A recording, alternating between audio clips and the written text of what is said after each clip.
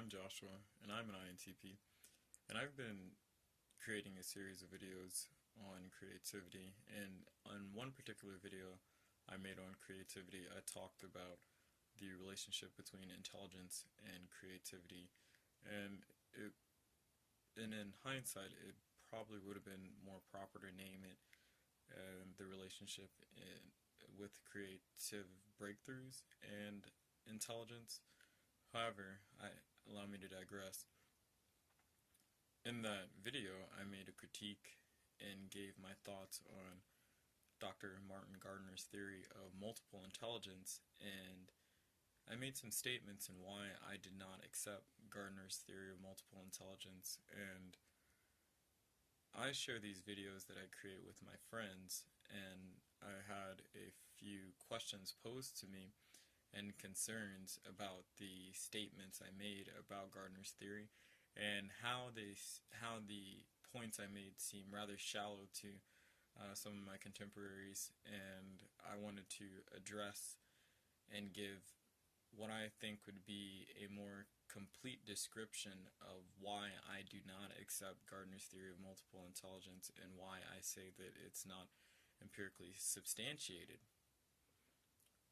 Firstly, when we're talking about intelligence, excuse me, we're talking about a facet of human expression, and where Gardner's theory of multiple intelligence seems to show up and have its greatest impact is in the field of education, and particularly in the field of education determining how we look at the potential and the expression of abilities by students. And I mean that each person, it's assumed, which is something that originated in Greek thought, that every person has their own individual talents and skills, and everybody possesses them to different degrees.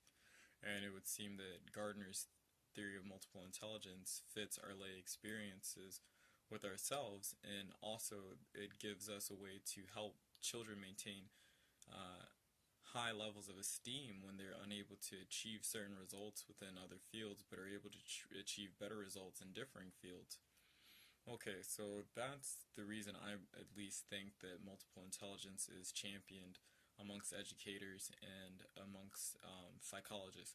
It's also championed because there are problems with IQ tests insofar as that anytime you have a standardized test, it can't be such a linear model to where it only includes factors that are relevant for the test. For example, you want to know how intelligent somebody is, but sitting there and having them take a 30-minute test, they may not have the best ability to concentrate, or they may not have eaten well, or they may not have slept well, or they may be having personal issues at home that prevent them from performing very well on a standardized metric such as an IQ test.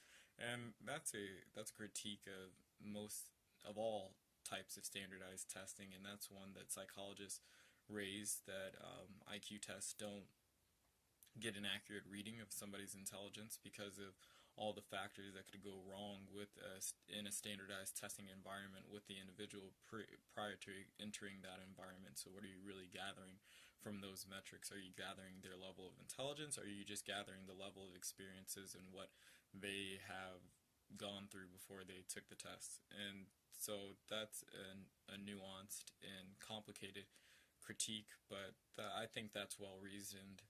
And that's what people would propose, why it would be, why it's necessary to reject the current model of intelligence, and ultimately because they're limiting to somebody's belief in their ability to perform well academically, or their ability to perform well in areas of intellectual pursuit, and just that IQ tests seem inefficient in some manners in capturing what intelligence is, and is it really, quite simply, is it really a measure of intelligence, or is it a measure of something else, such as test-taking ability?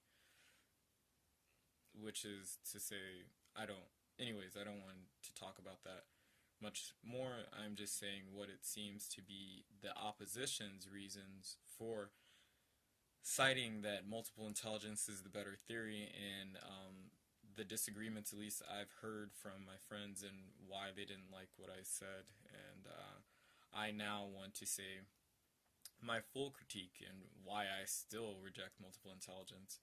And primarily, it goes to say like this. Now, Howard Gardner, when he proposed his theory of multiple intelligence, he said that there were intelligences that were domain specific. He didn't say that they were domain specific, but he said that people, they possess various cognitive traits that give them a disposition towards certain fields or domains over others. For example, you have somebody who has mathematical logical intelligence. You have somebody which is somebody who would be good with mathematics, computation, and deductive and analytical reasoning. You have linguistical intelligence, which is somebody who has a strong sense of the use of words, syntax, grammar, and even aesthetic descriptions and uses of language. You have somebody who has naturalistic intelligence, which is something that would show up in an individual who participates in sciences such as zoology, botany, biology, various forms of animal husbandry, things that have to do with natural classifications and taxonomies and seeing the details and relations amongst organisms and natural life forms. I don't want, so I'll say then another one that he proposed quite recently in his work is existential intelligences. And existential intelligence would be people who are concerned with spiritual matters and what is the meaning of life and existence. And so I would say that I don't really want to sit here and list out all of the intelligences that Dr. Gardner proposes. What I do want to say is that one thing that can be noted by all of his intelligences, and I said this previously, is that they're domain specific. These intelligence, we only know that they're there and that they're existent because they're rested within a domain of knowledge. And so I think that it's necessary to talk about what a domain of knowledge is. So a domain of knowledge such as philosophy, math, chemistry, music, literature, art, all of these, they are constructions. They are systems of rules and expressions for investigation, communication, and composition, and they've been aggregated over time by people in various regions. And that's to say that they're artificial. They're things that would not exist without people.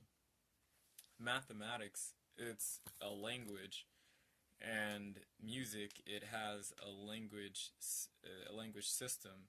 All domains of knowledge have symbolical categorizations, and they're structured in a specific way, and these structures have been worked out and collected and organized over time, and that exists as the field of knowledges that we understand in this current phase in our existence. The problem with that I have is that fields of knowledge, they're constructed in artificial things. They're not real insofar as they extend outside of the human experience. That's not to say that science is not real or math is not real outside of the human experience, but science and math are descriptive tools for reality. Is the math necessarily a reality? Well, I can't say. Is the science necessarily a thing? No, they're just descriptive categories for things that we observe in nature, or there are ways that we classify knowledge, or there are ways that we sit there and understand things and describe them so that we can use these details and these facts to sit there and maneuver through an environment and better understand it. But that's their representations. They're not the environment themselves. It's the same with music. Does sound in of itself have specific constraints placed on it? No, but music, it sits there and makes rules and structures and puts constraints on the sound so that it has a specific carrying capacity, that it sits there and describes and explains something and presents meaning to us as individuals. it is to say that the way that Dr. Gardner poses his theory of multiple intelligence is that intelligence, not only is it a multifaceted thing, or I don't even want to say multifaceted, because multifaceted could be one thing that can be represented in many other ways, but Dr. Gardner specifically says that there is no singular intelligence, but there are these multiple intelligences. That's, I don't want to sound redundant, but it's to say that intelligence is not one thing. It's many different things, and it can be many different things at one time. And that's not what the traditional view of intelligence is. The traditional view of intelligence is that there is a single phenomenon of intelligence, and then it can be parsimonied or looked at into two major components. You have general intelligence, and it can be described in two key factors, which would be crystallized intelligence and fluid intelligence. But Dr. Gardner says that there is no generalized intelligence, and that intelligence, as we understand and we know it, is this different ordering of the brain that leads to different expressions of cognitive ability. And it means to say that intelligence, it's all domain specific. And if you take Dr. Gardner's theory and think about it, it would say that intelligence is solely a human thing also. Because if you're saying somebody has mathematical intelligence, or if you're saying that somebody has musical intelligence or kinesthetic bodily intelligence, or any of the different intelligence he says that people have, and that there's not this general intelligence, or at least the way that some people take it, because I don't know if Dr. Gardner specifically says this, but I do hear it argued like this quite often, that intelligence, it may have a biological component, but the biological component is not necessary in talking about what intelligence really is.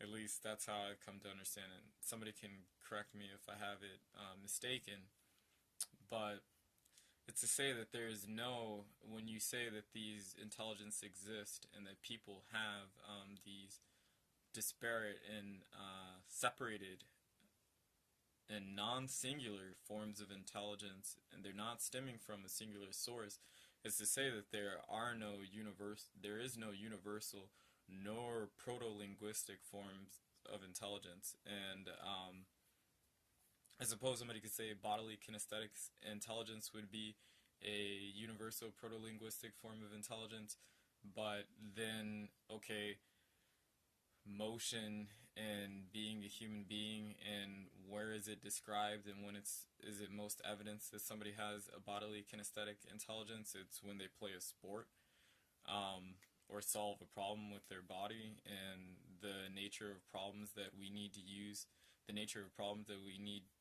our body to solve are very specific to the human realm, and the same as when it comes to sports and gymnastics or basketball or football or soccer. It's all dependent on culture, and it's all dependent on a specific domain being created out of the human imagination. And it's to say that then if intelligence is wrapped up in these things, then intelligence is also wrapped up in the human imagination. And it's not something that's existent out in the world outside of people.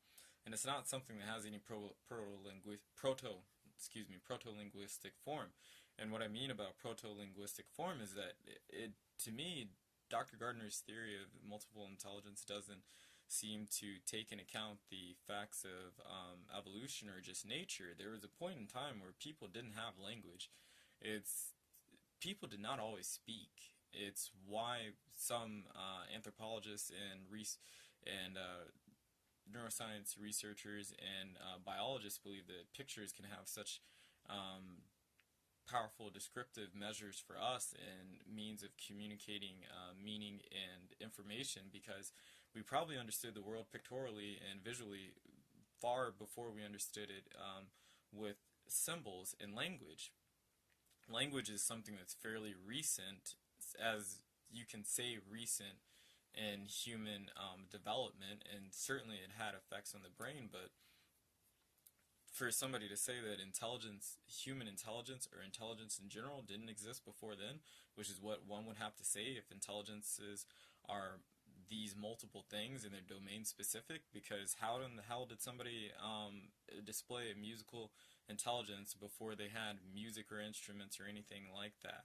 Um, how did anybody, you can say that tool makers and stone makers, they use the body kinesthetic, type of body kinesthetically based intelligence to sit there and make the tools, but then how did they sit there and know how to structure the process and organize it and make it something that could be passed down and shared and systematized? That would be a mathematical logical intelligence. It's that these intelligences, when you pull them, I think the problem too is that we've contextualized this to be in education too severely and in the context of culture, that we don't extrapolate it from out of the context of culture. And don't misunderstand me, that most things are only important within a given context, but I think when it comes to the question of intelligence, you need to extrapolate and pull it out of the cultural context to really get